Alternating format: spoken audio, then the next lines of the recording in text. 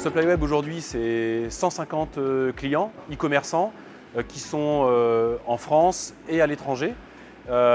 C'est 130 collaborateurs qui travaillent tous les jours pour préparer à peu près 10 à 15 000 commandes par jour, qui partent là aussi sur le territoire français, mais partout dans le monde également.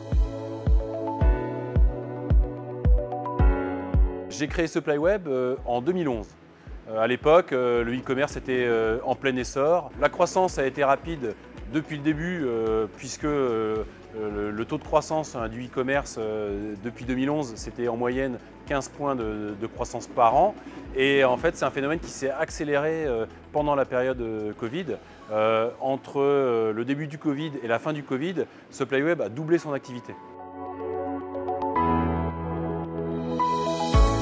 Il y a vraiment un ADN, une culture très différente d'autres sociétés de logistique plus traditionnelles chez Supply-Web.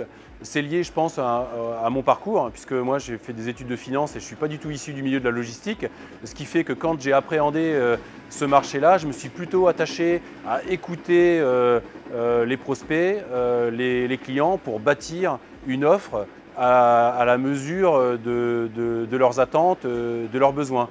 L'offre Supply-Web, elle est spécifique parce qu'on traite la logistique du e-commerce, qui est vraiment une logistique spécifique en soi, traiter des produits vraiment diversifiés, traiter des produits à destination du particulier ou du professionnel dans certains cas, et y associer des services à valeur ajoutée, mettre du parfum dans les colis, mettre de la publicité, de ce qu'on appelle de l'asilage, ou des mots de remerciement, ou tout autre besoin que vont nous exprimer les clients. Ce qui est assez atypique, c'est qu'on a souhaité proposer une offre de call center.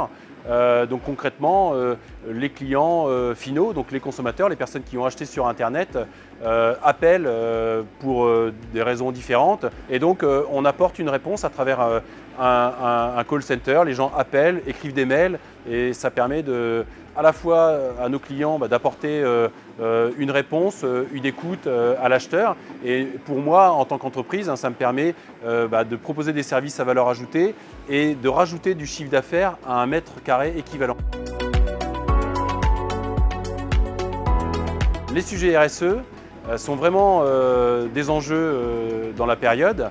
Alors, non pas seulement parce que les réglementations évoluent, et on va dire que c'est plutôt bénéfique. Ça montre que le consommateur final, tout un chacun, a compris maintenant les enjeux RSE. Donc forcément, ça impacte notre organisation logistique et nos infrastructures. Aujourd'hui, c'est plus acceptable de recevoir en tant qu'acheteur un colis énorme dans lequel on a un tout petit produit avec beaucoup de vide. Et les enjeux, ils sont là parce que le consommateur a évolué dans ses comportements.